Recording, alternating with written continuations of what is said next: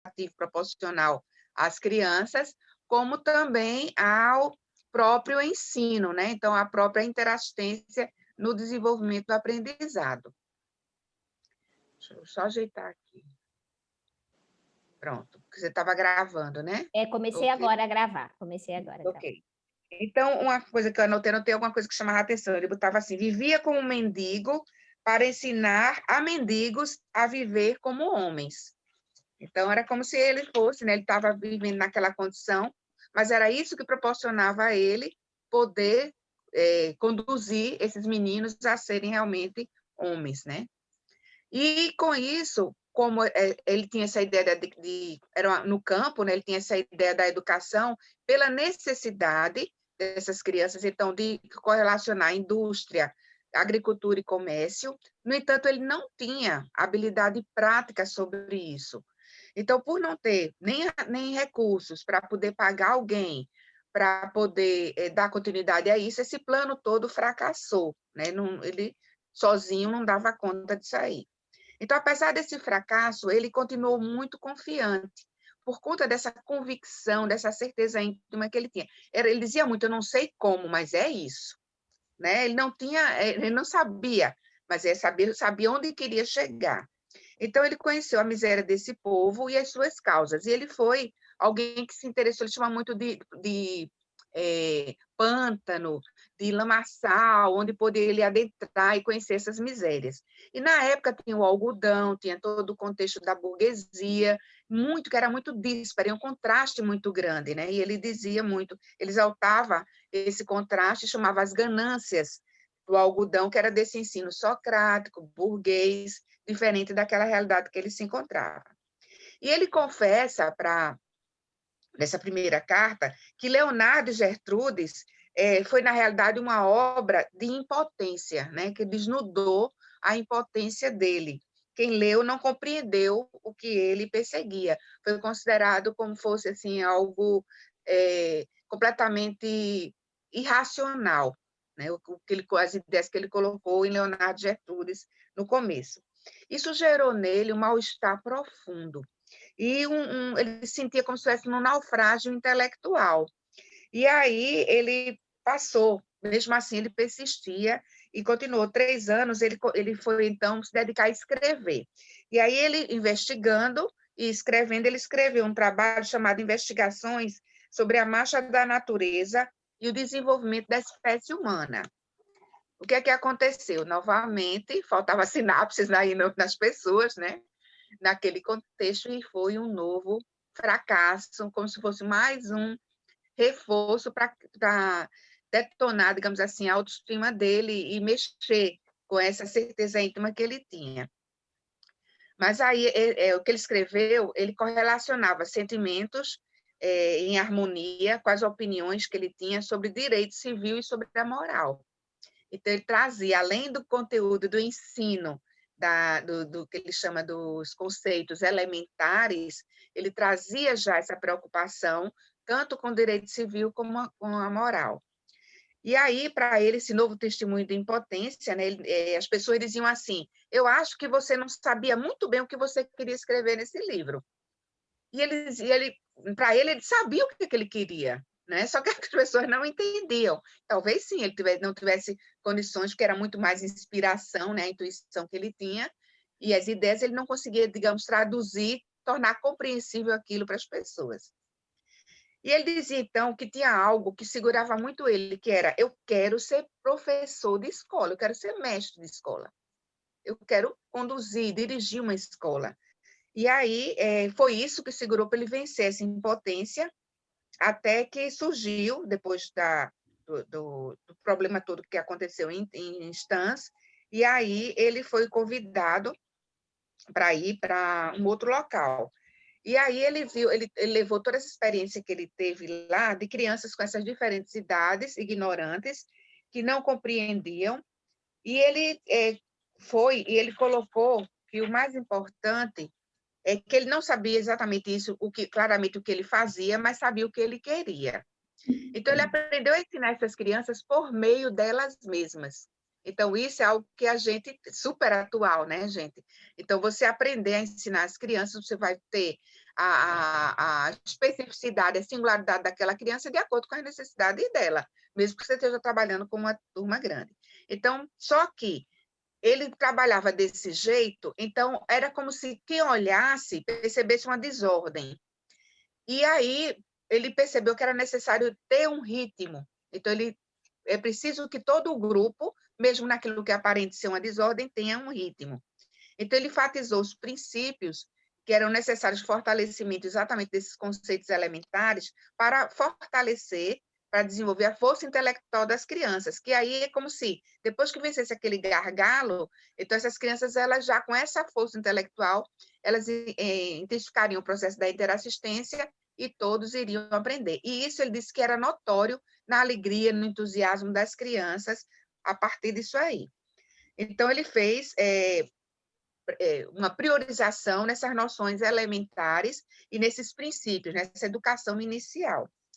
E diziam que as crianças, elas se reconheciam a si mesmas e a atmosfera de fadiga, devido ao trabalho todo que reinava habitualmente na escola, se desvaneceu, né? Se desvaneceu por conta exatamente dessa interassistencialidade, se a gente for traduzir, né? Uns aprendendo, ensinando aos outros. A partir do momento que um ensinava, fortalecia essa força intelectual da própria criança, que compartilhava com o outro. Então, as crianças ensinavam as crianças. Colocava sempre um menino mais capaz entre os menos mais capazes. Isso, gente, me deu assim, um monte de recordações nessa vida de um trabalho que eu tive com crianças de 8 anos, que foi muito parecido com isso. Então, eu digo, olha, interessante. Então, o melhoramento do povo não é só um sonho para ele, né? É uma arte que vou pôr nas mãos das mães. Então, ele coloca esse livro, como o Gertrudes ensina a seus filhos, como essa possibilidade de melhorar o povo como um todo e que esse sonho seria uma arte para as mães. Então, ele aprendeu a conhecer essa relação entre os conhecimentos. As crianças precisavam não só conhecer a realidade, os conhecimentos reais, mas conhecer também o sentido dessas palavras, não era algo puramente teórico. Então, ele fez vários experimentos, ele escrevia a partir dos experimentos. Quando ele começava, por exemplo, a pegar palavras que as crianças não conheciam, que estavam, digamos, além do nível de compreensão dessas noções básicas, as crianças entravam num processo de repetição, feito papagaio, que não era aquilo que ele queria. Então, ele escrevia a crítica sobre ele mesmo a partir daquilo que ele experimentava com as crianças, tá? Então, o que eu achei de mais interessante, já devido ao tempo aí, é que ele descobre que ele precisa dar uma gradação ao desenvolvimento dessas crianças e que era necessário ter livros que dividissem esse ensino na marcha dessa criança, na marcha de desenvolvimento da força intelectual de cada criança, desde sempre, desde cedo, né? E aí, desde a mais tenra idade, era importante também uma direção psicológica. Enquanto as escolas convencionais da época trabalhavam com processo antipsicológico, ele não, ele queria, meio que de uma rigidez, de uma lavagem cerebral mesmo, ele queria exatamente uma direção psicológica para que a criança, desde cedo, desde a tenra idade, obtivesse e desenvolvesse uma intuição razoável de todas as coisas. E era na interação com a natureza, que exatamente com as coisas da natureza, que iria brotar e aflorar essa intuição. E a experiência confirmou essas ideias que ele tinha. Então, ele fez uma crítica ferrenha à repetição automática de palavras incompreensíveis para as crianças. Ele falava da importância de estender gradativamente esse círculo das intuições da criança, ampliando a intuição das crianças, também a memória ele diferencia bem a memória da intuição, então haviam coisas que eram realmente era a necessidade da memória e outras eram a parte mais intuitiva, que a linguagem ela precisava estar relacionada às noções da natureza e da arte, não podia dissociar disso, que era necessário ter livros de intuição desde a primeira idade, falando dessa importância da intuição, a necessidade de um modo de exposição seguro e preciso para esses livros, e a necessidade de uma direção fundada nesses livros e no modo de exposição dessas palavras familiares. Lembrei muito de Paulo Freire, né? Partir desse universo de palavras familiares das crianças, né? Do universo das crianças. Durante esse trabalho dele, ele recebeu várias visitas, o pessoal ia lá, alguns iam, e teve um, que foi o Fischer, que ele escreveu sobre os aspectos que ele observou, ele trouxe 5 aspectos, ele escreveu sobre isso. No final dessa carta, ele agradece muito ao Fischer, no sentido de quê? Que foi alguém que prestou atenção à obra dele, né? Ela agradece por ter dedicado atenção à obra dele antes de morrer. Então, ele disse, olha, foi uma pena que ele morreu, ele não tem hoje condições de ver o desenvolvimento, né, do meu trabalho, inclusive essa própria obra, como Gertrudes ensina a seus filhos. No entanto, o interessante é que ele teve a oportunidade de receber do Fischer algumas críticas e, ao mesmo tempo, fazer, neste livro, essas correlações, ou seja, os ajustes. Olha, o Fischer percebeu isso, mas é isso, isso e isso. E, mesmo assim, agradeço muito ao Fischer por ter tido alguém que olhou e que escreveu, né? Prestou atenção e que escreveu sobre o que presenciou lá em Instância. Então, ele vai fazendo algumas correlações, por exemplo, o Vichy botou lá, ele cultiva intensamente as faculdades do espírito, e não só fortifica o enriquecimento das ideias. Então, ele comenta isso, Fischer, é isso mesmo, mas tem mais isso que você não percebeu, né? Por exemplo, o Fischer colocou lá, ele une o ensino e o estudo da língua. Aí ele, olha, sim, mas eu considero a língua junto com a observação real da natureza, como primeiro meio de conhecimento humano. Então, vai nomeando aquilo que você observa da natureza. Então, ele complementava as ideias, né, que Fischer chegou a escrever sobre isso. Então, a partir disso aqui foi exatamente um fortalecimento para ele, antes dele iniciar o trabalho em Burgdorf, né, e poder, então, chegar a escrever esse outro livro aí, tá certo? E ele falava muito, né, 30 anos de experiência, como é que só os 50 que eu vou conseguindo realmente realizar esse sonho, trazer para a realidade tudo isso que eu tanto pensei. Em questão aos livros, ele fala muito dos custos, né, que teria para poder imprimir, né, esses livros. Seria um meio também, ainda considero o livro como um meio artificial de suporte, um suporte, mas que, mesmo assim, era muito importante, mesmo sendo artificial, era muito importante, e que, diante dessa impossibilidade, o essencial mesmo, imprescindível, era ter exatamente esse mestre, esse professor capaz exatamente de conduzir todo esse contexto. Então, se não tem o recurso material, mas tem alguém que compreende e que realize, que se esforça na direção realmente do ensino, do desenvolvimento dessas crianças. Tá? Então, foi assim, muito rápido o resumo que eu trago para vocês dessa primeira carta. Nossa, bacana. Alguém gostaria de mencionar alguma coisa a mais? Oi, Dani, que bom que você está aí, tudo jóia? Oi, tô jóia. Consegui me ouvir? Sim.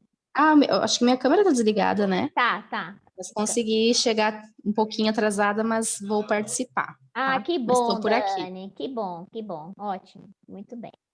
Então tá. Então nós vamos passar, então, alguém gostaria de comentar alguma coisa nesse sentido? Sim, Maria? Flávia, eu gostaria, o que me chamou a atenção, né, foi a empatia, né, que ele tinha, que é uma empatia muito grande, né, viver como as crianças para tentar ajudá-las a ter uma outra maneira de vida, na verdade, né?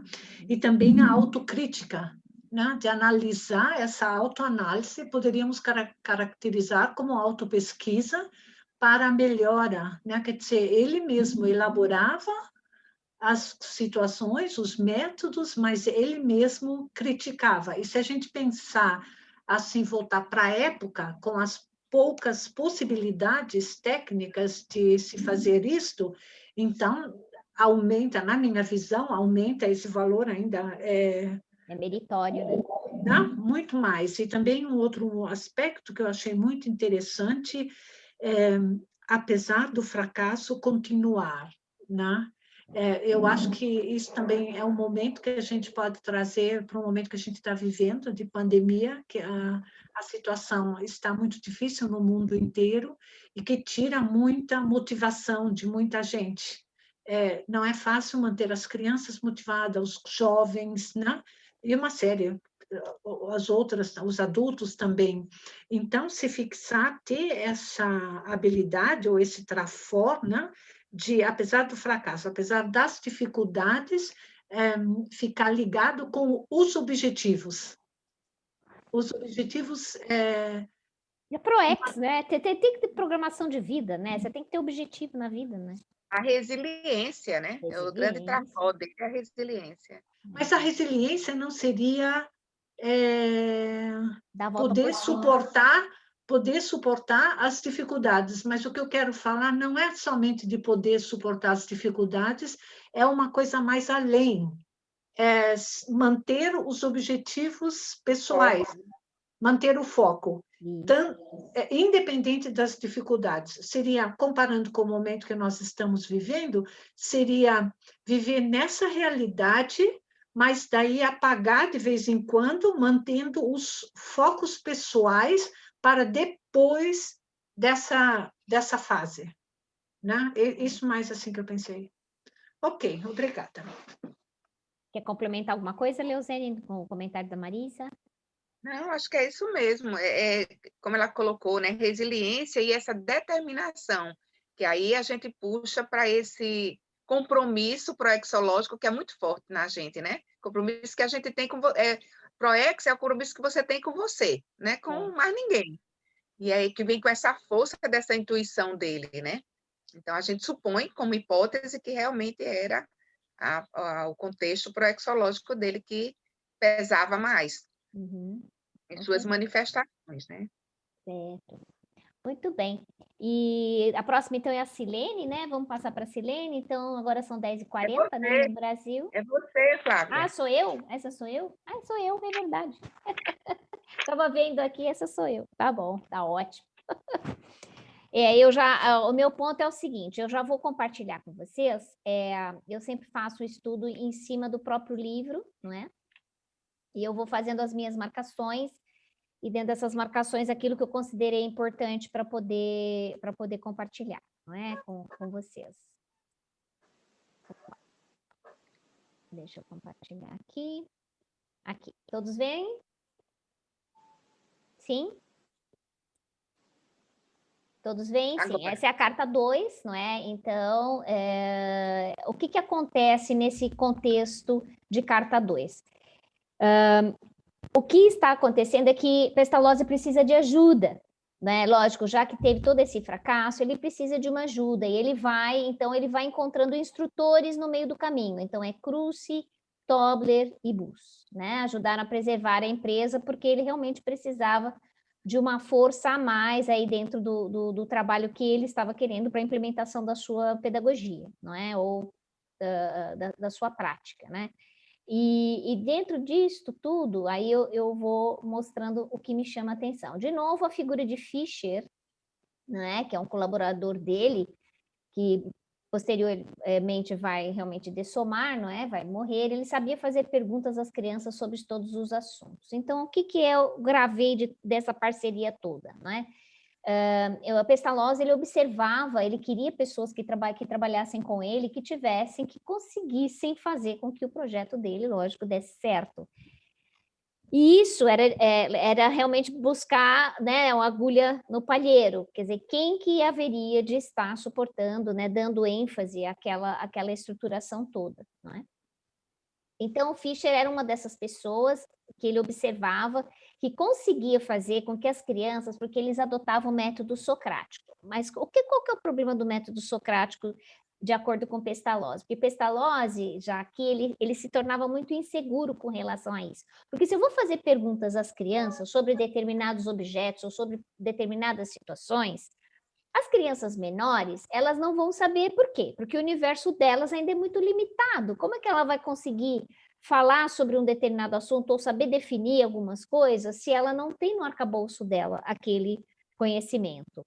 Então, isso, Pestalozzi criticava, né, esse método socrático com relação às faixas etárias. O que poderia ser feito com as crianças maiores? Por quê? Porque as crianças maiores já teriam um pouco mais de conhecimento com relação ao seu meio, né, a natureza, já saberia definir um pouco mais, já ter o pensamento mais concreto, não é? Que é o que a gente chama depois de Piaget, no sentido do desenvolvimento cognitivo ao longo, né, do crescimento das crianças. Então, mentalmente, o método socrático ele funcionaria a partir de uma faixa etária um pouco mais madura, mais amadurecida. Então, era esse o ponto que, para Pestalozzi, ele questionava um pouco, não é? Ficaria muito difícil. Então, o Fischer ele tinha uma mente a desenvolver um seminário para professores e também, isso que eu acho bacana, porque essa coisa que a gente também está tentando dentro da Evolucim, da formação do professor, né? Eu tenho o verbete que é justamente o educador consciencial do infante. Como que a gente vai formar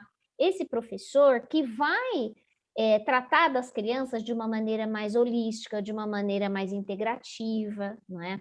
E isso o Fischer tinha em mente, que era desenvolver um seminário para formação de professores, né? Mas quando ele ia implementar isso, o que acontece? Ele foi chamado, esse tal de Fischer, foi chamado pelo Ministério das Ciências para administrar um setor de escolas, né, de Burgdorf, e depois ele fica doente e morre. Olha só, a gente falando de Proex, o cara tinha tremendas ideias, mas no final ele não conseguiu concluir porque deu mal. Ele morreu, ficou doente, não conseguiu, olha só.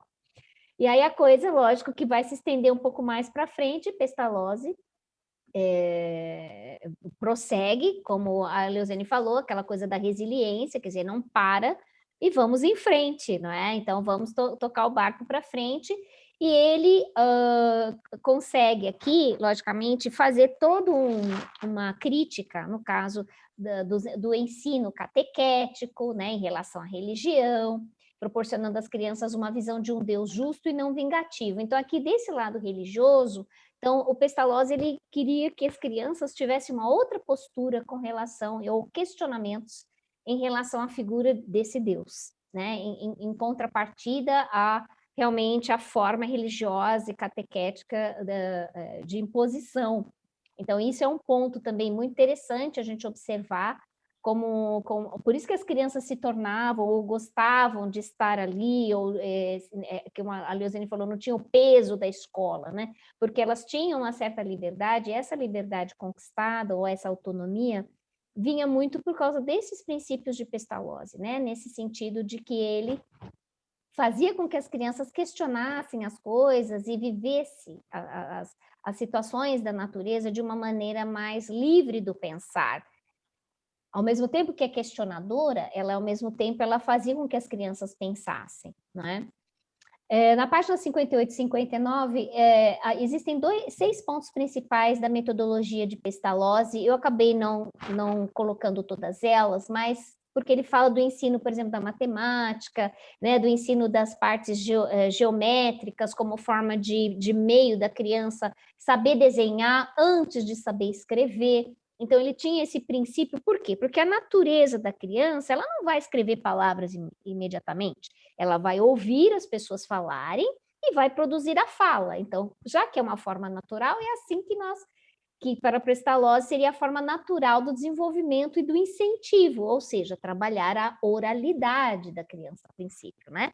Mas as figuras geométricas, elas ajudariam no processo de desenvolver a caligrafia, no desenvolvimento mais posteriormente da escrita, mas a preocupação dele não era a escrita, era o meio, e o meio de se ensinar as crianças, para ele, seria através dos próprios desenhos, né? A criança aprender a desenhar.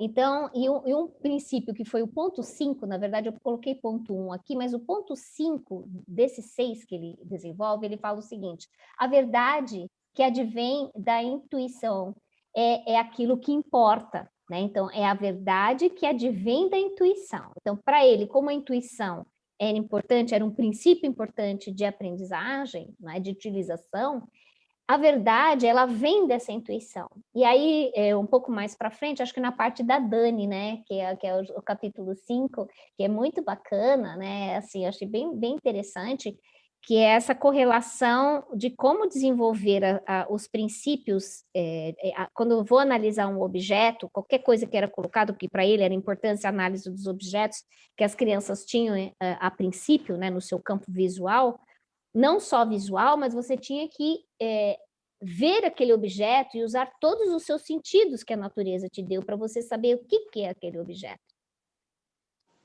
E em vez de você ter uma impressão emocional sobre o objeto, não, você usar o seu mental soma, já desde criança e pequena, mesmo com as suas limitações de faixa etária, cognitivas, mas você fazer com que a criança observe aquilo de uma maneira ampla e integrativa, aquele objeto.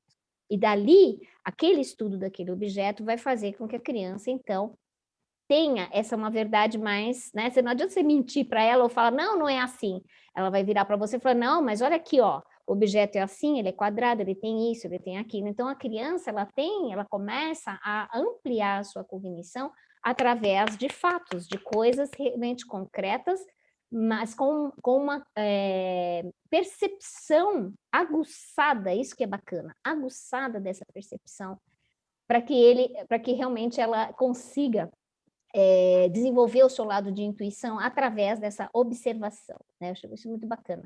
E aí a parte 6 que ele fala, o contato com a natureza e a observação da mesma para ganhar conhecimentos mais profundos, exatamente o que eu estou falando. Então, a partir desse momento que eu consigo, né, levar a criança a perceber melhor as coisas de uma maneira integrativa, essa criança ela vai desenvolver, de acordo, estou tentando interpretar a Pestalozzi, tá? Ela vai desenvolver um senso maior de perceber as coisas e conhecer mais profundamente as coisas e não ser superficial ou simplesmente só com uma impressão de opinião. E se a gente pensar na Conscienciologia, isso é muito interessante, não é? Porque isso vai dar realmente a base da importância do autoconhecimento, e isso Pestalozzi ele coloca isso na parte da Dani, que é a parte 5 depois, né, Dani? Então, essa parte é muito bacana, a carta 5, porque ela fala justamente de muitas coisas. Vocês vão me cortando, eu não sei se acho que eu já passei, se eu tenho mais algum ponto, acho que comecei 40, mais uns 2, 3 minutinhos eu termino aqui, tá? Mas essa parte de que o que é a verdade, o que é a intuição, como que eu vou conseguir abstrair isso? E aqui, ainda na carta 2, ele fala do princípio da matemática, né? Como que a criança vai aprender que, por exemplo, que 7 vezes 9 é 63? Então, para ele vai colocando os números um em sequência de outros, então ele vai colocar quantos setes, né? Ou quantos, são 7 vezes o número 9. Então, ele vai colocando de uma forma visual para que a criança realmente veja as partes, para formar aquele todo que no final, aquela decoreba, que às vezes ele está na escola, 7 vezes 9, 63, tá. E às vezes a gente não percebe, mas por que é essa multiplicação? Então, aí a metodologia dele é justamente de estar trazendo essa coisa do visual para a criança perceber que realmente existem, né? Ele repete o número 9 7 vezes, então vai dar aquela conta final. Então, assim, é o meio, né? Esse meio que ele consegue desenvolver em termos pedagógicos para chegar àquele fim que muitas vezes a gente chega na parte da repetição e da decoreba. Eu mesmo fui isso, eu aprendi assim, sem perceber que era isso, que eram 7 partes de 9 e tal, uma colocada, sabe? Assim, às vezes é uma coisa tão simples, mas que às vezes o professor ele não sabe fazer de uma forma mais nítida, mais clara, para que aquela criança, então é isso, ou seja, ela chegar a uma dedução matemática pela forma dos meios, né? Então, essa construção do meio é que eu acho bacana em Pestalozzi, porque ele vai fundo para entender como melhor eu vou passar o conhecimento às crianças, ou como melhor eu vou extrair aqueles lados tão natural de aprendizagem através da própria natureza, não é? Então, ele fala aqui que o método para ensinar a linguagem é através de uma só imagem. Os alunos poderiam expandir os seus conhecimentos por meio de um encadeamento de experiências passadas e de seus conhecimentos futuros. Isso é bem bacana. Então, como ele gosta de trabalhar os objetos, eu apresento um objeto, e aí essa criança ela vai, então, tendo esses conhecimentos pelo encadeamento das experiências passadas e conhecimentos futuros. Na Conscienciologia, agora com a pandemia, não, eu ainda não cheguei a fazer. Existe uma técnica que é a técnica da imagística, né? É a técnica da imagística. O Valdo, eu até achei um vídeo do Valdo Vieira, e ele coloca essa imagem, essa técnica recebida de um dos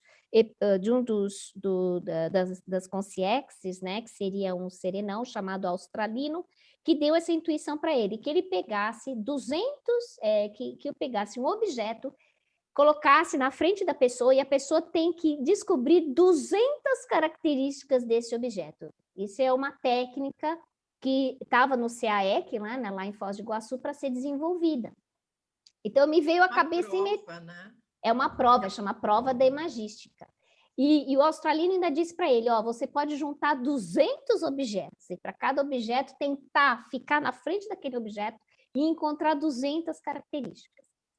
Aí o Valdo até nessa tertúlia, vocês podem encontrar até no YouTube, depois eu passo aí no grupo para vocês verem a resposta dele, é justamente isso, né? Ele falou assim, olha, eu pensei que seria impossível, mas aí tem gente que fez aqui no CAEC que consegue ver 200 características de um objeto só. Então, você se imagina, se quiser fazer essa experiência, bota o objeto lá na tua frente, senta lá, eu não fiz isso ainda, mas eu vou tentar fazer, eu acho que é uma boa. Porque acho que é esse que me veio na mente o processo de pestalose. Então, você vai desenvolvendo... Oi? Só rapidinho, a Aracê, ela faz um treinamento pelo WhatsApp todo mês. Eu vou mandar depois no link do nosso grupo o link de convite, tá? Para participar. Ela se coloca uma imagem, e é domingo de manhã, geralmente, e a gente vai colocando as características. É bem legal. Olha aí, tá vendo? Então, eu acho que isso traduziria um pouco o que o Pestalozzi, que é o que me veio na mente, o que o Pestalozzi faz com relação ao desenvolvimento do objeto, né? Então, eu coloquei aqui uma observação, ele conta com a ajuda do desenhista Bus, porque ele foi buscar gente que pudesse ensinar essa parte do desenho, né? E Tobler, que ajudaria no canto, que é a parte da oralidade e tal, e a matemática. Isso era para Bulgodorf, né? Então, ele e Cruci foram a Basileia para encontrar ajuda. Esse Cruci é o braço direito de Pestalozzi, porque ele tinha muita experiência de lidar com as crianças, ele não tinha conhecimento teórico nenhum, mas ele tinha uma naturalidade de interagir com as crianças, né?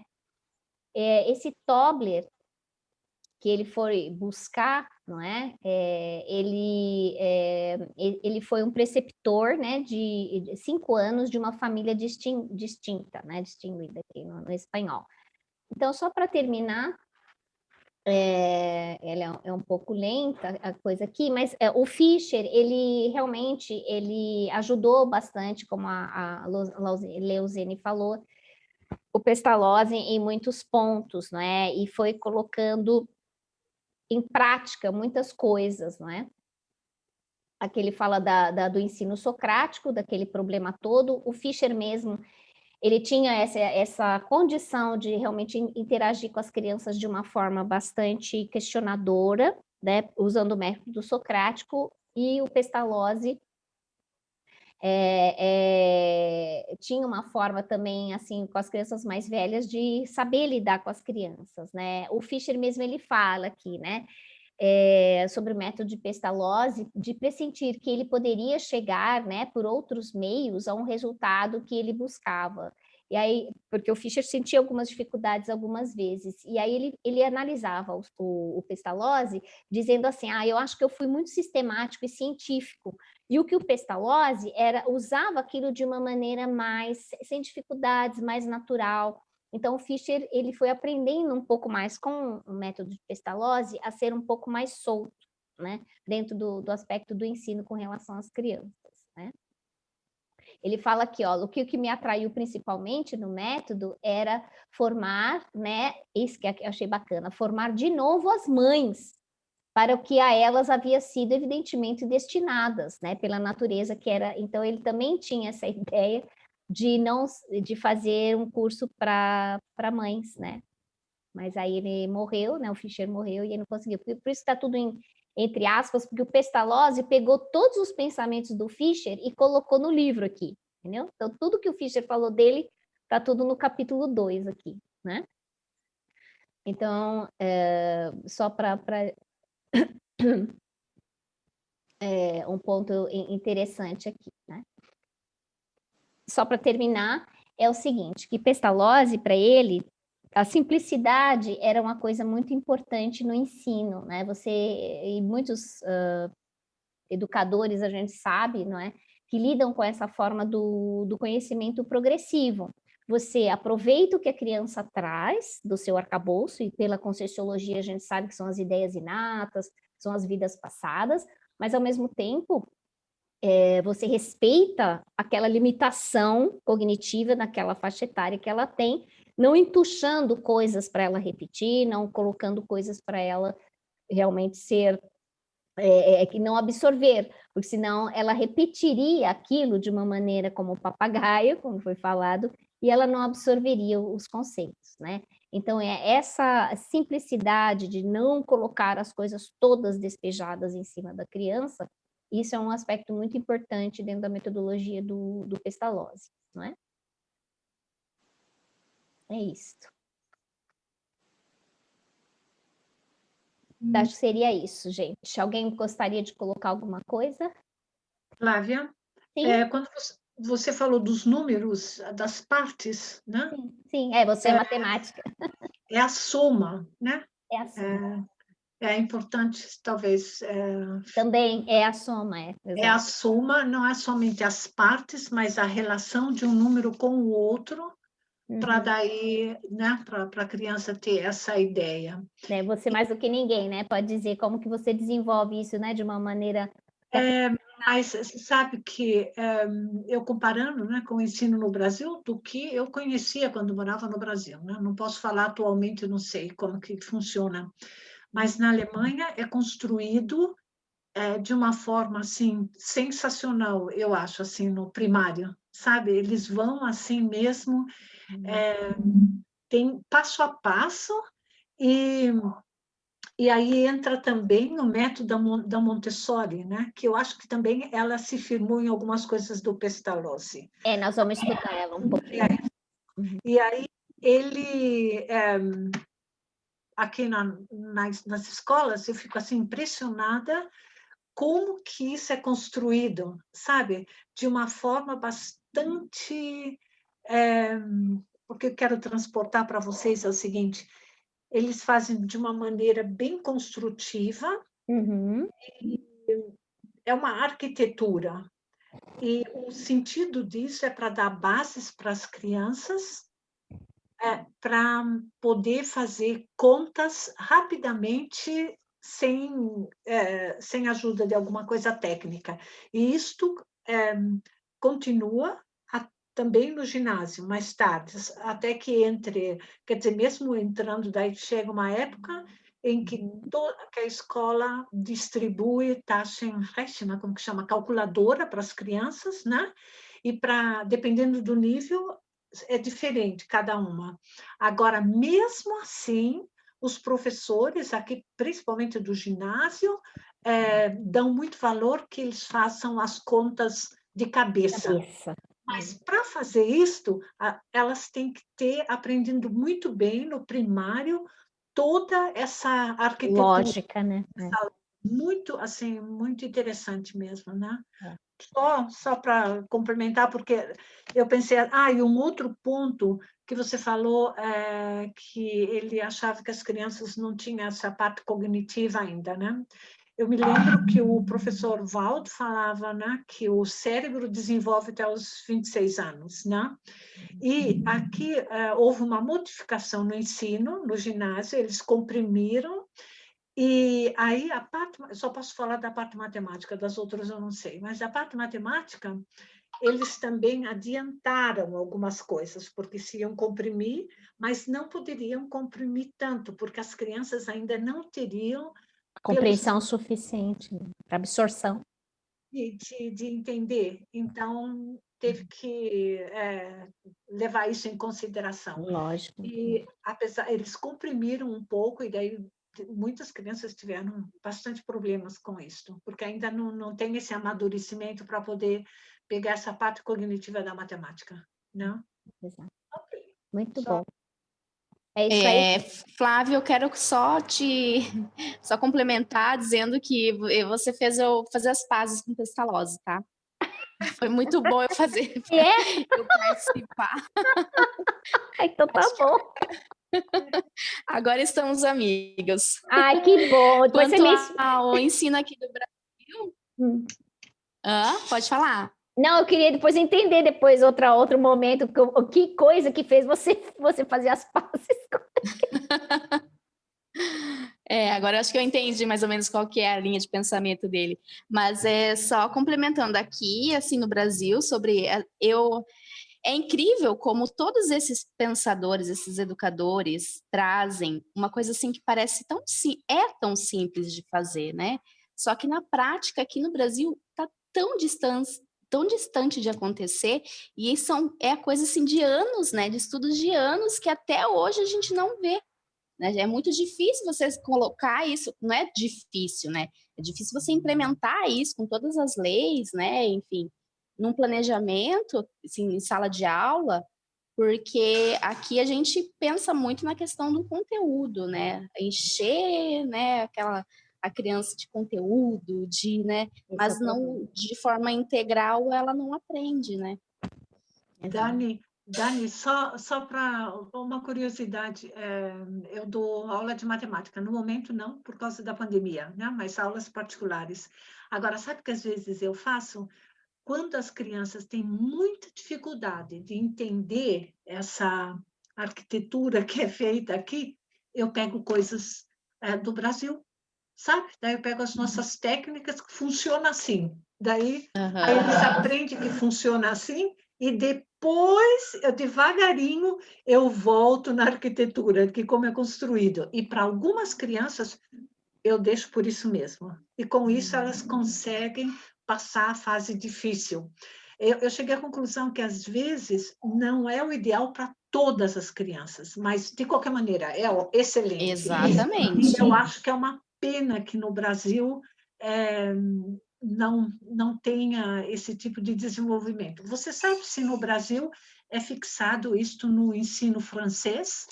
Da onde que vem? Porque, normalmente, tem países assim que se baseiam em ensinos franceses, os outros alemães, os outros ingleses. Você sabe da onde que é Olha, a única informação que eu tenho e eu vivencio é que a gente importa muito método, mas a gente até hoje não encontrou um método que se adequasse à população do Brasil, né? Mas os métodos assim, são de países diferentes ou somente de um país? Assim, se na Finlândia está dando certo, vamos fazer uma escola com isso. E lá na Ásia, entendeu? Onde os estudos dizem que está dando certo, vamos implementar. Só que o que acontece também é que essa importação vai muito para o particular, para o ensino privado, né? E o público vai se virando conforme vai andando o caminhar das coisas, sabe? Conforme a correnteza vai indo, o público vai indo também. Claro que tem partes. Aqui no Sul, né, eu já até essa semana ouvi falar, assim, um comentário de uma pessoa que ela era de Brasília, e ela elogia muito o ensino público aqui do Sul do Brasil, que é um dos melhores ensinos que tem. Então, se aqui, com todo fracasso, é um dos melhores, né? Então, assim, eu tenho muito mais crítica nisso, porque estudando esses educadores, a gente percebe que é uma coisa tão simples, sabe? De você simplesmente ensinar o básico, mas de uma forma concreta, né? Uma coisa prática para a criança, e a gente não consegue, porque a gente tem que ficar cumprindo assim, certos conteúdos que nem sempre a criança vai conseguir levar para a vida dela, sabe? Então, se for estender essa minha crítica, vamos caminhando. Vamos dar sequência? Vamos lá? Acho que é a Silene, aí depois a gente volta aí a complementar algumas coisas, né? Vamos lá? Mas, Flávia, isso foi tão interessante, porque, olha, a gente pode verificar também, assim, dentro da Conscienciologia, a evolução, né? Até que ponto uma evolução caótica é tão evolutiva quanto uma evolução pensada, né? Nesse ponto, eu acho muito interessante. Dani, muito obrigada, viu? Para mim é muito importante ouvir esse tipo de coisa. Fazer comparativos. Bom, a gente está aqui para fazer estudos comparativos mesmo, exatamente. É isso aí. Posso só complementar rapidinho, Flávia? Lógico. Tá, então na educação infantil, Marisa, a gente tem aquela abordagem com raiz da Itália, que é Emília Reggio, né, Reggio Emília, e a gente da cidade, né, e a gente trabalha na educação infantil com realmente muito, eu considero aqui em Natal a rede pública muito, muito, muito melhor do que a rede privada para a educação infantil, no desenvolvimento da criança de 0 a 5 anos. Então, hoje está se trabalhando com campos de experiência. Então, veja, não é mais, não é aquela abordagem conteudista, por exemplo, eu tenho sobrinhos que estão em escola particular, onde é aquela carga de atividades, aquele peso, aquela cobrança de alfabetização, de bom rendimento, e na escola particular, na escola privada, a gente tem exatamente trabalhado com valores, com princípios éticos, estéticos, políticos, para que a criança possa exatamente ter essa base e possa deslanchar, né? Possa, então, ter o seu desenvolvimento. Mas é uma abordagem bem diferenciada, eu considero, sabe, da educação infantil. Depois eu posso até te mandar os referenciais municipais da educação eu infantil. ficaria muito contente. Muito obrigada, viu? Muito obrigada. Legal, muito bom. Vamos dar sequência, Si? É você? É a carta 3. Eu só queria comentar que eu não achei esse livro aí, eu li uma fotocópia, não sei como que eu cheguei numa fotocópia lá, no Drive, e estava, inclusive, muito ruim para ler, né? Mas, enfim, eu destaquei alguns pontos, algumas coisas já foram mencionadas. Eu não li esse livro aí amarelo, sabe, que você mostrou.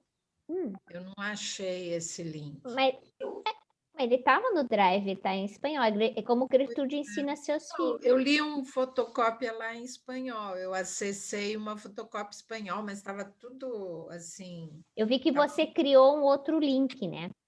Mas eu vi que você criou um link em Word no Drive.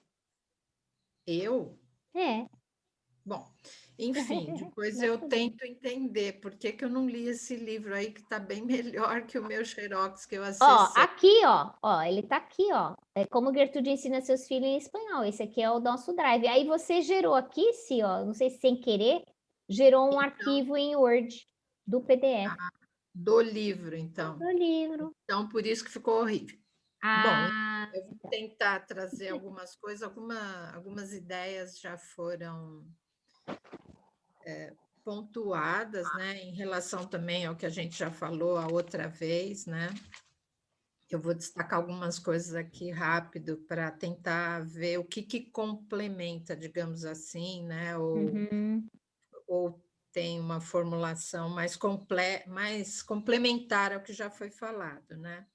Primeiro, ele estava falando sobre assim, essa questão das classes inferiores, né, dos estudos, classes inferiores não, essas classes mais desfavorecidas, né, e de como, em função disso, sugerindo, né, o quanto que de forças, né, de potenciais que são perdidos por não se aproveitar, né, dessas pessoas. Mas eu acho que isso está ligado à questão do ensino dele, que ele promovia pensando nessas classes mais desprovidas, né? Aí ele fala da importância, né, que ele não via necessidade da preceptoria, que os pais deveriam promover a primeira educação das crianças, tá? O método da intuição é o tempo todo ele está falando disso, né? Primeiro, a importância eu diria até assim que é o paradigma da natureza, né? Que orienta o método dele, e essa questão da intuição, né? Porque pelo menos nessas cartas ele vai falar só disso, né? E então essa coisa do caminho da intuição através dessa relação com a natureza, né? Dessa compreensão das leis da natureza, de extrair imagens da natureza para utilizar no ensino, né? Analogias. Então, ele fala novamente daquela coisa de que da árvore, né? Que eu acho que já foi falado no outro estudo, né? Do aprendizado gradual, então mostrar como, a partir das leis, dos princípios mais elementares, dos aprendizados mais simples, né? Há um processo gradual de adição de conhecimento, e que é esse o processo da educação, né? Partir, então, dessas impressões mais intuições obscuras e ir construindo esse conhecimento, então, partir do que é obscuro até chegar à formação de ideias claras sobre o mundo, né? Sobre os objetos. A natureza é o grande referencial, e a intuição está na criança, né? Digamos assim. Então, essa composição, eu acho que ele fala bastante nisso, porque ele diz que, criticando, então, aquele método mais mecânico, né? Ele não fala tanto do que ele está criticando, mas ele usa uns termos assim como um método mecânico, né? Mas eu entendi aí coisa que estavam falando sobre repetição, então eu imagino que seja meio essa a crítica, né? E aí ele fala desse método dele, a importância desse método, dessa construção do conhecimento pela relação da criança com a natureza e por meio do que ela vai intuindo, e na educação vai se trabalhando isso, porque só assim ela vai poder construir conhecimentos que fiquem gravados no espírito dela de forma indelével, né? Ele fala. E só assim, só mediante esse processo é que se desenvolve essa questão da criança, da autonomia, né? De ela se sustentar sobre si mesma, né? Então, essa ideia é bem recorrente. Aí, essa coisa do simples, né? Partir do que é simples para uma adição constante, e a coisa aí ficando mais construída, né, mais complexa, né? Ele fala muito por meio do desenho, porque um desses que ele estava querendo que trabalhasse com esse, que agora eu não lembro quem foi, ele desenhava, ele desenhava e fazia música, mas ele se confronta com Pestalozzi e vê o quanto ele não entendia exatamente, eu não sei se é o Tobler. É o Tobler, é o Tobler. Uhum. O quanto ele não demorou para entender o método do Pestalozzi, mas que aos poucos ele foi compreendendo, né? Então, uma coisa que ele fala é que quando ele chegou lá na escola, que ele nunca viu uma pessoa se aproximar tanto do outro com o seu coração, né?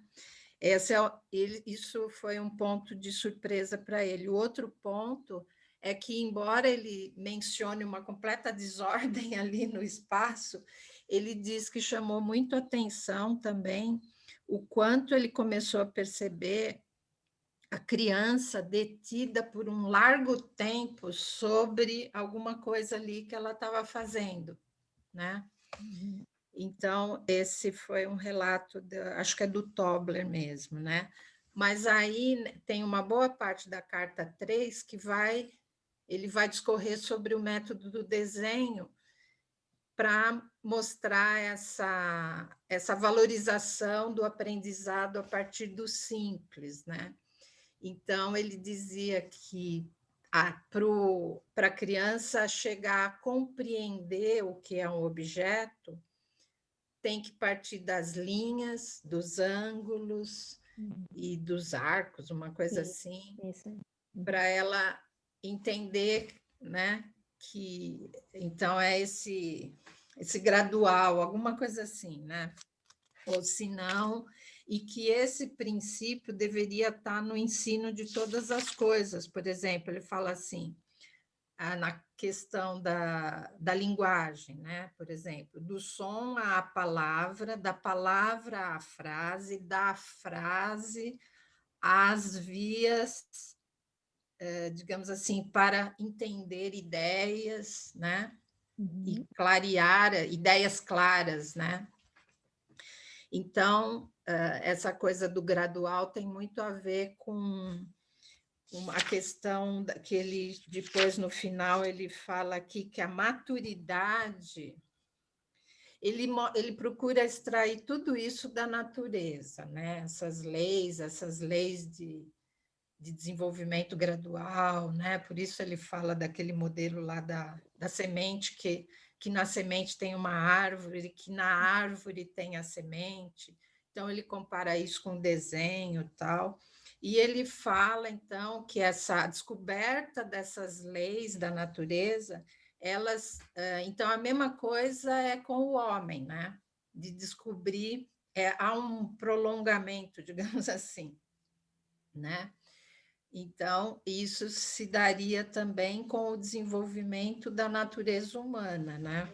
Foi isso que eu entendi, porque ele fala assim, ó, e aí essa questão de você levar as últimas consequências às intuições, né? Que ele fala que a maturidade do juízo é o resultado de uma intuição completamente trabalhada, né? Compreendida, elucidada, tal. Não sei se tem mais alguma coisa. Tem muita coisa, mas é assim, o tempo todo é isso, é reforçar, né, essa base referencial, eu chamo de paradigma. O paradigma dele é o paradigma da natureza e o método é a intuição, né? Então, eu acho que isso está muito presente na carta 3 e na carta 4. E esse encadeamento, né? Sempre assim, esse encadeamento de coisas obscuras, né? Que surgem como impressões, como intuições imprecisas, digamos assim, e o quanto esse desenvolvimento gradual serviria para ir construindo um conhecimento mais claro, mais completo, né? Eu acho que foi o que eu extraí aqui dessas duas cartas. Para mim foi bem, bem difícil ler, porque por causa que eu acho que então eu gerei um arquivo Word do livro e me embananou, me atrapalhou toda, sabe? Porque estava meio desformatado, estava muito esquisito o texto. É assim, na medida do possível, né, no início, quando for começar a ler, acho uma sugestão para todos nós do grupo, né, não deixar às vezes as coisas para o final ou perguntar antes, né, alguma coisa assim para a gente se ajudar, né, para facilitar o trabalho de todos nós, né, assim, juntos, entende? Se quando tiver dificuldade, né, a gente se ajudar antes, né, para não deixar no finalzinho tudo, né, para a gente ver essas Então, coisas. assim, só para completar, né, no fim, eu acho que ele fala uma coisa que é bacana, né? Todas essas leis às quais está submetido o desenvolvimento da natureza humana giram, né, em torno de um ponto cêntrico que é o nosso próprio ser, né? Então, no caso, a criança. Aí ele fala assim: tudo que sou, tudo que quero e devo ser provém de mim. Então, por que que os meus conhecimentos também não deveriam prover de De mim, mim.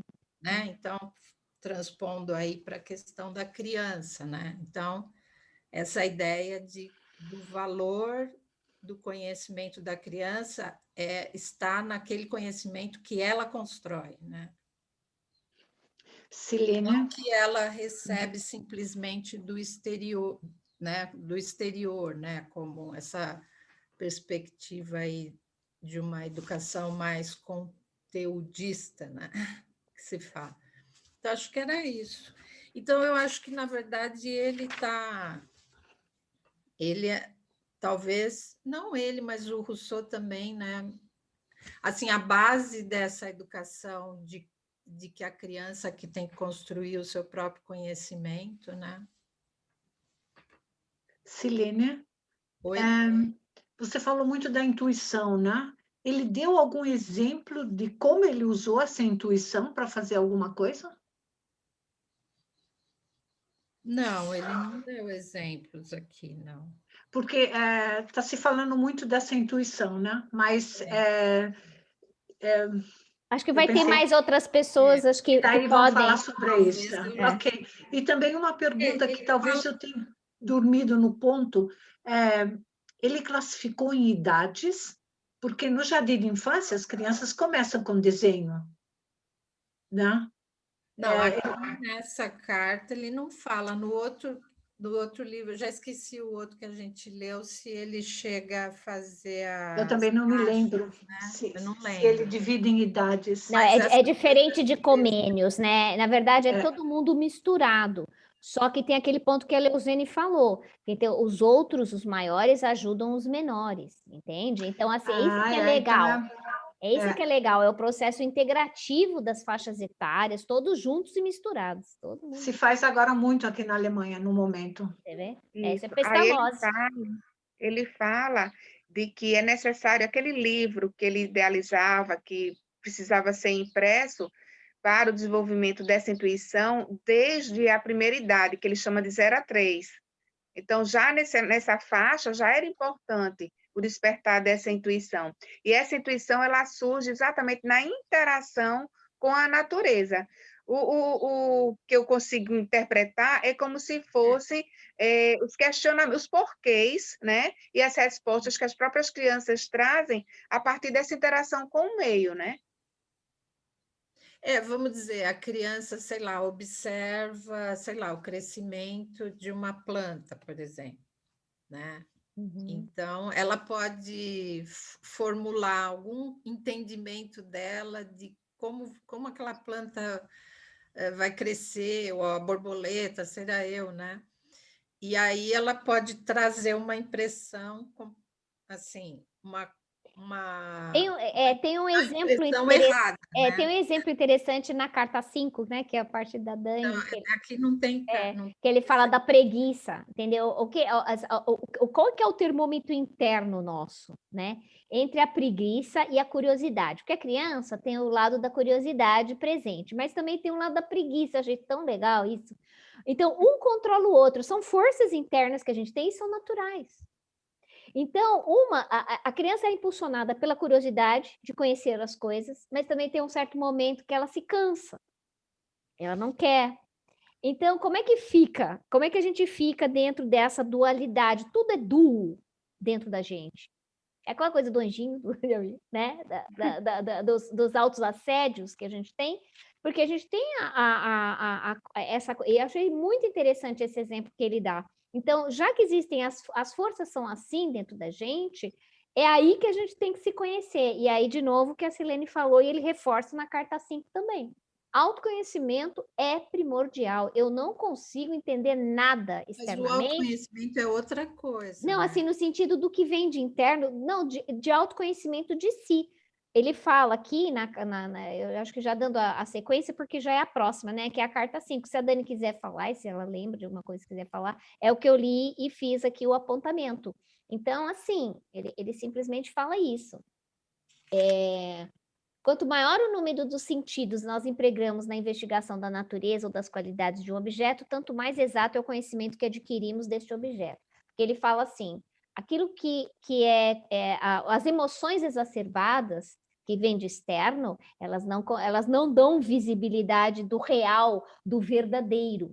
O verdadeiro, ele só vem quando a gente está... Ele fala assim, ó, a cada intuição impressa, inesquecível no espírito, se encadeiam com facilidade, sem nos apercebermos, darem sequência a intuições acessórias. Olha que interessante. Tudo que magoa os meus sentidos não são fontes confiáveis, são fontes do erro. Tudo isso na carta 5.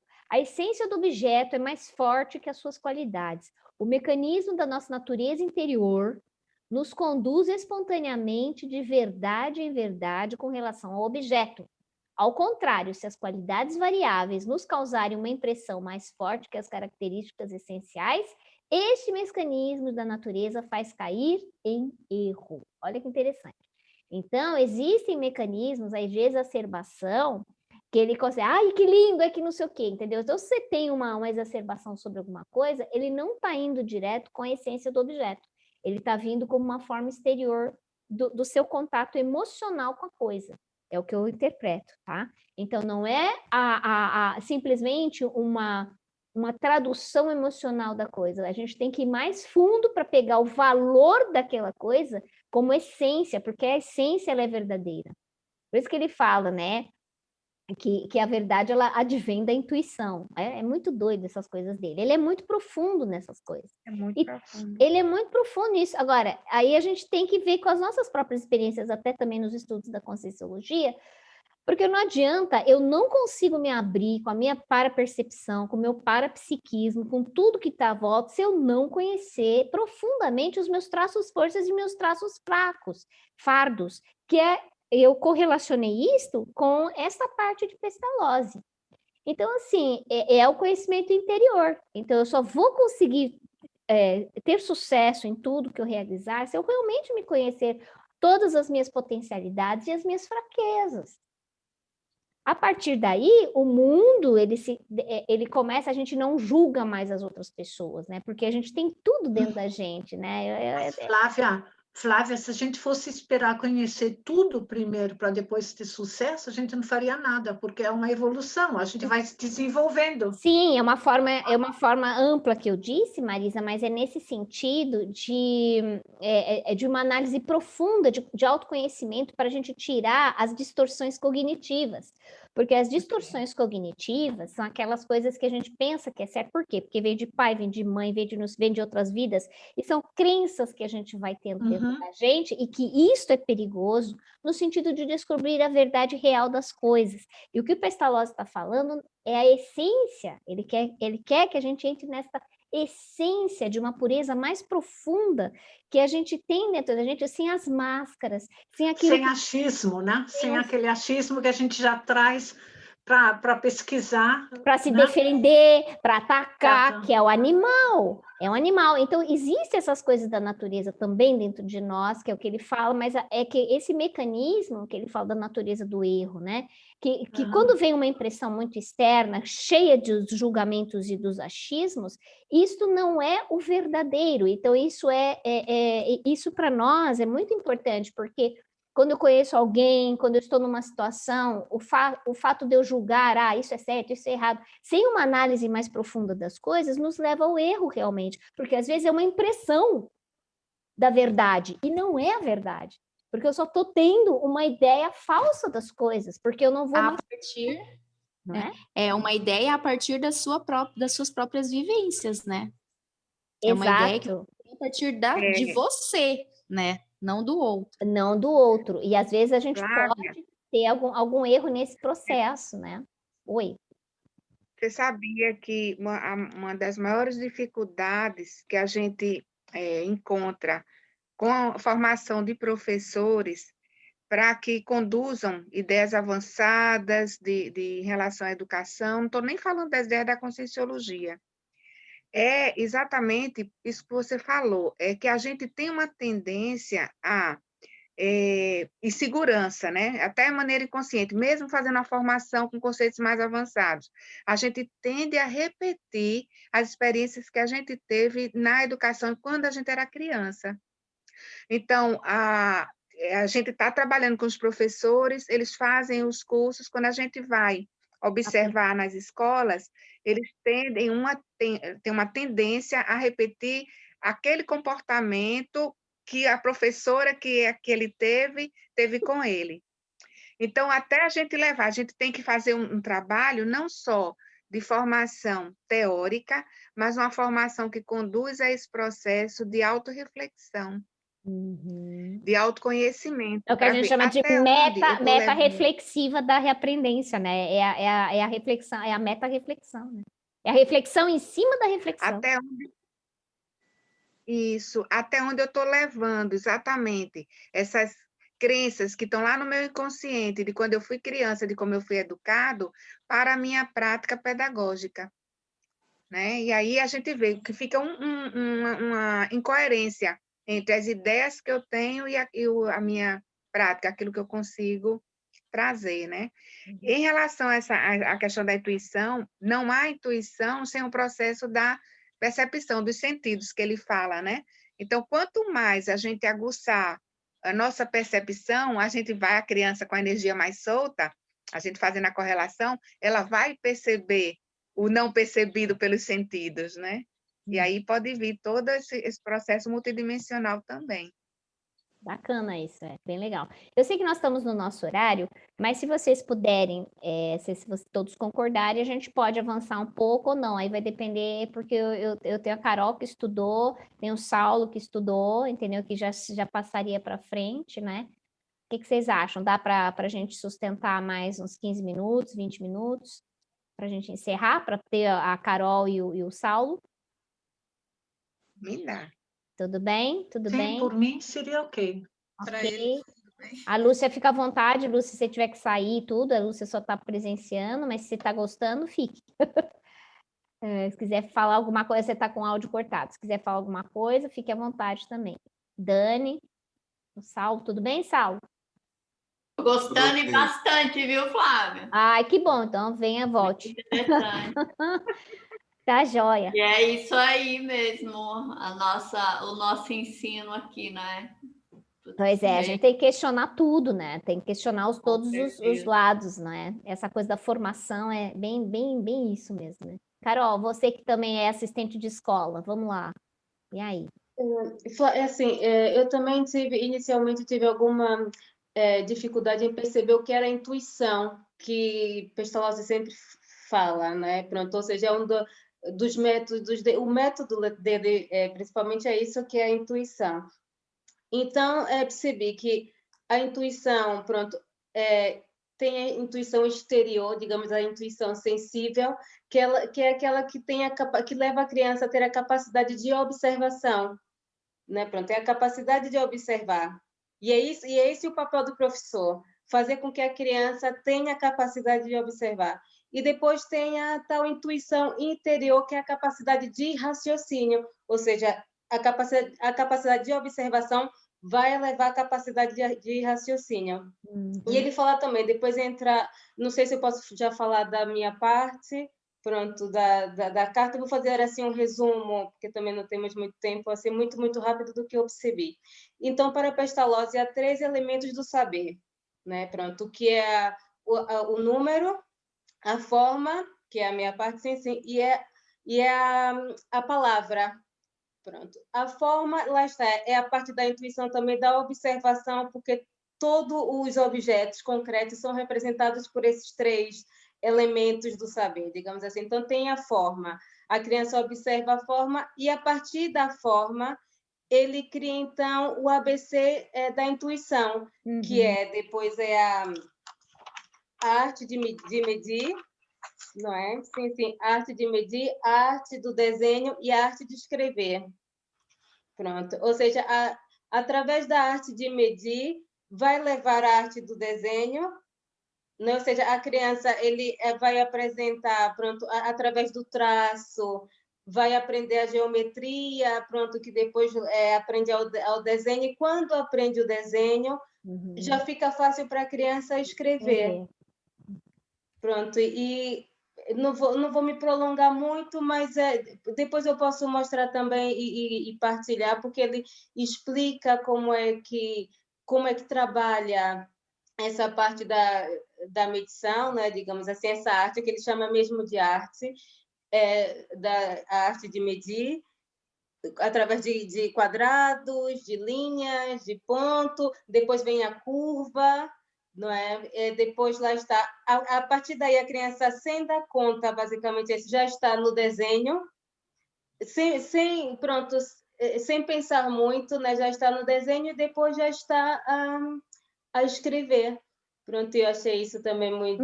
Mas parte do objeto, não parte, Carol? Parte de um objeto, não é? Parte sempre da observação de alguma coisa. Da observação, sim, sim. Parte sempre da... Sim, a forma... Quando ele fala do elemento forma, né? Pronto, que é o segundo elemento, que ele diz que o primeiro é o número. Eu não li sobre isso. Mas o segundo, lá está, é a forma, é o observar o que está ao nosso redor, o que está no nosso meio. Quando ele pede a uma criança que faça, pronto, mesmo com objetos, um desenho, pode ser um triângulo, mas ele nunca fala do triângulo, inicialmente.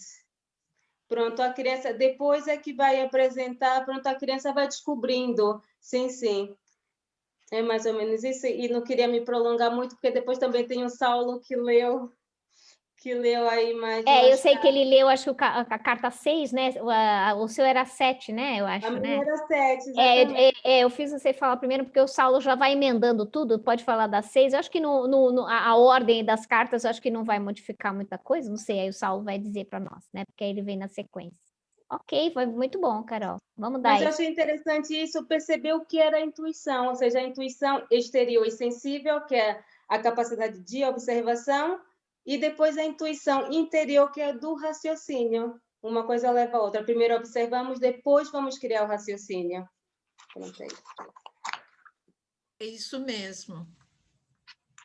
A intuição sensível, intelectual seria, né? E também moral. É que eu fui olhar num outro texto aqui que eu tinha sobre o método intuitivo que foi construído a partir de Pestalozzi. Então, era isso mesmo, a intuição sensível para as crianças menores, né? E aos poucos essa intuição mais de raciocínio. Exato, vai partir do mais simples, lá está, depois para o mais complexo.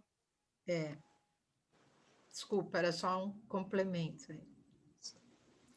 Então, agora eu vou falar um pouco sobre a carta número 10, dando continuidade às discussões. Na carta número 10, o Pestalozzi fala sobre a intuição. A intuição é quando o ser humano ele entra em contato com esses objetos exteriores e, a partir daí, ele obtém as impressões. Essas impressões permitem que isso desperte, que isso acenda a sua consciência. E ele fala que a intuição é a base de todo o conhecimento, de todo o ensinamento. Daí a gente pode acabar introduzindo também o número, a forma e a linguagem. Ele diz que todos os objetos passam por esse crivo, como já foi citado anteriormente. Então, primeiro eu preciso saber quantificar, né? Preciso dizer, né, é um objeto, são 2 objetos, 3 objetos. Depois eu preciso saber a forma desse objeto para, por fim, né, conseguir, por meio dos sons, logo em seguida, pela elaboração das palavras, chegar até a linguagem. Então, a linguagem, ele deixa claro que é sempre a última parte desse processo. Bem, ele fala que logo no início, todos os objetos, né, todos esses sentidos estão muito misturados. Então, para isso, não basta que a gente coloque a criança numa floresta ou no ambiente aberto para que ela consiga, por si mesma, discriminar isso. É necessário que haja mediação de um adulto. Como é que o adulto pode intervir nesse caso? Então, o adulto ele vai ajudar a criança a agrupar esses objetos, vai conseguir dar uma qualidade, uma característica para saber, por exemplo, aquilo é constituído de quê? Do que não é constituído. Para que, a partir daí, a criança consiga fazer essas discriminações e passando, assim, posteriormente para os próximos processos de definição, de conceituação, até chegar ao real que ele tanto fala. Ele reafirma essa questão da noção clara de todas as coisas. O objetivo de todo o final, né, desse processo é fazer com que essas ideias se tornem claras. No meio de uma multidão de sentidos, conseguir, de fato, ocorrer uma ordem, uma organização em tudo isso daí. Ele fala algo interessante sobre a mediação da mãe.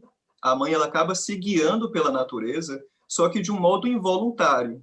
Ela não tem o objetivo em si da instrução, mas de uma forma engraçada, né, ela acaba fazendo essa instrução. É como se ela tivesse dentro de si algo, né, um arquétipo, podemos dizer, materno, que leva ela a passar essa instrução e fazer o seu papel de um modo não consciente. Então, ela prepara aos poucos, ela vai preparando esse terreno para que, aos pouquinhos, a criança ela consiga desenvolver essas faculdades da intuição, de construção da inteligência, dentre tantas outras.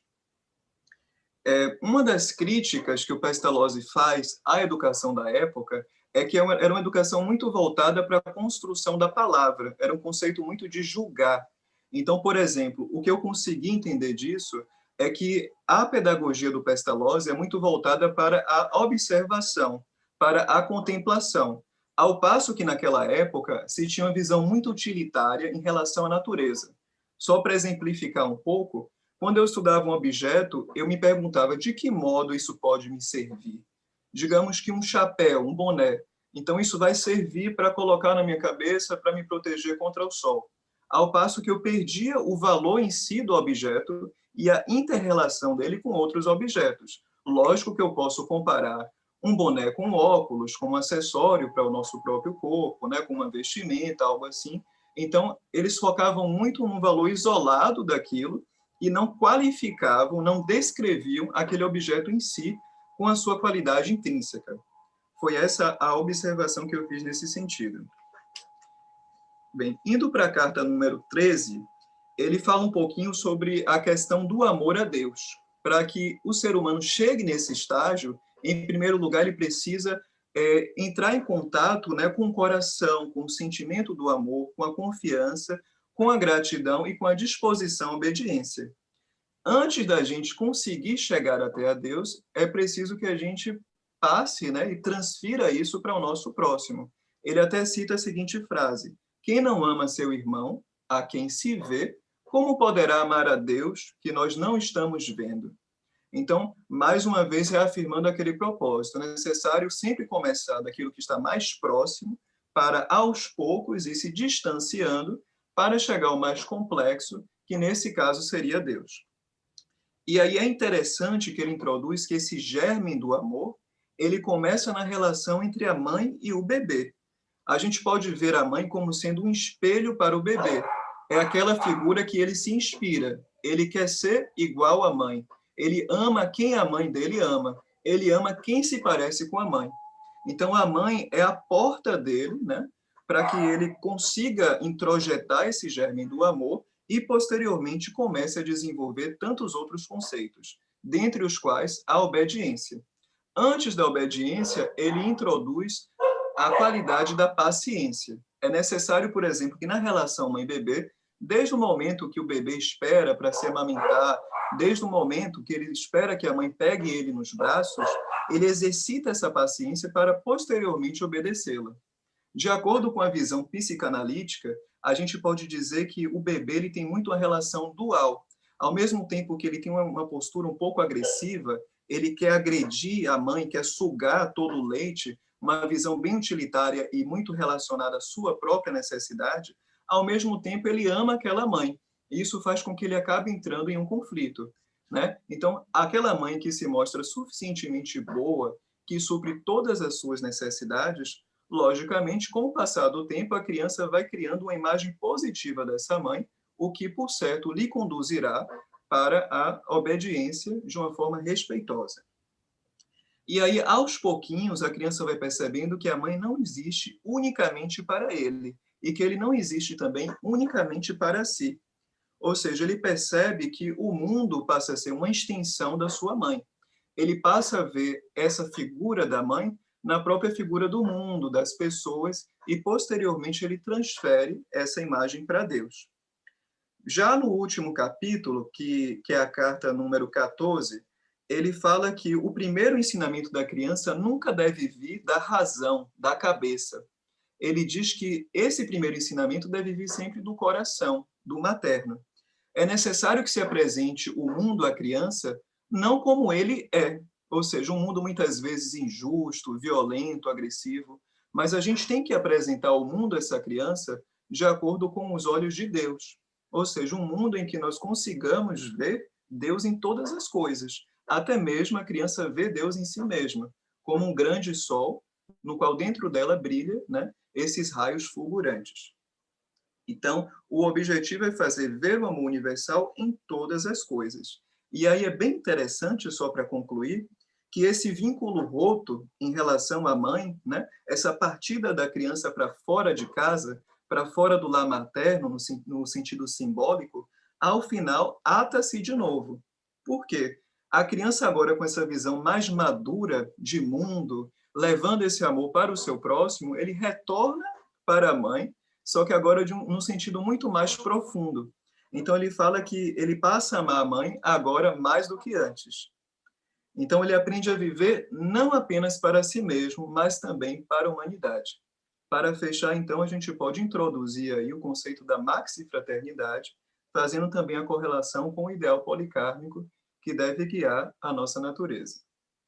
Foram essas as impressões que eu consegui juntar aí nesse entremeio de ideias. Muito legal a sua exposição, Saulo. Muita clareza, né? Bacana. Muito bom. Essa coisa da maxifraternidade é tudo de bom, né? Muito bem. Comentários, mas muito bom. Eu gostaria de falar uma coisa que me veio, né? Você falou bem assim da mãe, desse relacionamento, né? E a gente vendo na vida moderna, né? Que eu estou falando aqui da Alemanha, né? Porque no Brasil eu não sei como está funcionando direito, mas aqui tem muitos pais que recebem das firmas, como é que se diz no português? É o tempo do pai, né? Quando a mãe está trabalhando, daí ela pode parar de trabalhar e ficar 3 anos com a criança, ou 1 ano. Bom, tanto faz. E tem muitos maridos que agora eles é que cuidam das crianças. E o homem tem uma maneira diferente de lidar com a criança, o que eu observo. Não quer dizer que tenha menos amor, né? Mas é uma maneira diferente.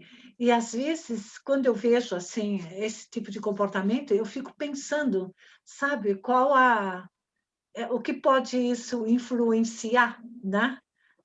Nesse tipo de relacionamento, como você falou, Saulo, né? Então, ok, ele, na minha maneira de ver, ele colocou o ideal entre um relacionamento de mãe e filho, ou filha, né? E a gente passando assim para a vida atual, eu fiquei imaginando quais seriam assim os pontos que interessante de refletir a respeito, né? Mas muito obrigada, foi muito bom mesmo, para todo mundo, excelente, muito obrigada, viu? Bom, aí agora a gente vai já encerrando, né? Já estamos passando o tempo. Não sei se a Dani está aí, se ela quer falar alguma coisa, quer complementar alguma coisa do que ela leu, do que ela viu. Não, gente, hoje eu não vou complementar, Tá porque eu também estou precisando sair. Não, tá joia, nós já estamos Vamos estender. já passou um pouquinho, não é? Mas para quem quiser continuar lendo Pestalozzi, fica aí o livro, não é? Ainda continuar de Gertrudes, os outros capítulos. E nós, então, só relembrando, porque agora eu estou gravando, o estudo vai ser sobre Goethe. A Marisa ficou de fazer um levantamento, né? Um apanhado geral sobre Goethe, o que ela achar na Alemanha, e nós também vamos ter o próximo encontro só em fevereiro, então nós não vamos ter, encerramos hoje aqui o nosso trabalho de 2020, né, esperando que todos tenham realmente uma boa, né, continuidade aí, como a gente fala em Portugal, né, continuação de um ano cheio de paz, de coisa, né, o pessoal aqui em Portugal é continuação. Quando você termina, fala assim, tchau, obrigada, continuação, né? E assim, aqui continuação de um bom dia. Continue o seu bom dia, continuação. Continuação de bom dia, sim. As peculiaridades culturais daqui de Portugal. Então, continuação, né? Que vocês consigam aí estar desses 2 meses, lembrando da sintonia do grupo, não é? Sempre colocando aí nas suas energias para que a gente tenha esse estudo continuado. Está gravando, vai ser colocado no Drive, depois se a Lúcia quiser, a gente acrescenta a Lúcia para também ter acesso, tá, Lúcia? Você me manda aí no WhatsApp o seu interesse, o seu e-mail, e a gente disponibiliza para você também, para você ter acesso ao material, tá bom? Então, ficamos assim, fica ainda a data de fevereiro para a gente ver, a gente vai estudando com a melhor data para a gente retornar, a gente não vai falar agora, tá? aí a gente retorna. Mas foi muito bom, Leuzene, foi ótimo, a gente conseguiu pelo menos dar uma cobertura um pouco maior, né, de estudar um pouquinho Pestalozzi. E vamos a Goethe, né? Então vamos ver quem foi Goethe, quem era essa figura, né? O que ele trouxe de contribuição dentro do aspecto educacional de forma geral. As influências, né? Tá bom? Dentro da Europa. Alguém quer falar mais alguma coisa? Quero só agradecer. Eu quero agradecer aí o acolhimento. Uhum. E, nossa, gostei mesmo, viu? Se soubesse, já tinha entrado muito tempo. A gente está aí, estamos tentando, a gente vai melhorando cada vez mais, não é? Mas infelizmente não está a Luciana, né? A Luciana é muito colaborativa também, ela traz bastante conhecimentos. Vamos ver se ela é médica, pediatra, então está no hospital, está fazendo, enfim, plantão, que está bem complexo ainda nesse final de ano, né? Então, tem muitas demandas, né? Então, vamos nos ajudando com as nossas energias. Muito bom. Obrigada, gente. Valeu, viu? Muito bom, Marisa. Eu gostaria de agradecer, gente, o acolhimento de vocês, de ter encontrado vocês, né? Que bom que você está com a gente. Não sabia que esse grupo existia, e é muito bom. Espero realmente, no ano que vem, poder contribuir, poder participar. Marisa, aí eu estou à disposição quando você tiver alguma coisa lá para mais próximo, né? Para poder organizar os slides, tá certo? Sim. Muito obrigada. E se você precisar de alguma coisa, quiser saber alguma coisa da Alemanha, do ensino, que eu puder ajudar, faço isso com muito prazer. Bom, agradeço. Não? Okay. Agradeço, sim. Quer falar alguma coisa, obrigada, Saulo? Viu, gente? Tudo bem? Eu agradeço também por toda a participação, pelo aprendizado que eu tive com todos. E espero o retorno em breve, em fevereiro, para a gente continuar essa Que bom que você está com a gente. breve. Você é uma figura muito legal também. Carol, quer falar alguma coisa, Carolinha? Também queria agradecer, obrigada a todos. E até fevereiro, não é? Espero bem também regressar. E se não, pronto, acho que não vou falar com toda a gente. Depois um bom ano. Pronto, para todos. A gente se manda as nossas, né, as mensagenzinhas lá no grupo, né? É isso aí. Dani, tchau, lindinha. Tudo de bom para você. Muito obrigada, gente. Obrigada pelo acolhimento. Obrigada. Fique bem aí. Cici. Saúde para todos. Obrigada. Quer falar alguma coisa, Silene? Não, agradecer também. Valeu muito, aprendi muita coisa e estamos aí. Eu gostaria de falar só mais uma coisa, daí não falo mais nada hoje. Eu queria agradecer a Flávia e a Silene por toda essa organização e abertura e paciência. Para com isso. Obrigada, viu? Vamos embora, que atrás vem mais gente, atrás, de cima, dos lados, de baixo. Tá, vamos. Ok. Não, ok, pessoal. Tchau, gente. Beijinho. Tchau.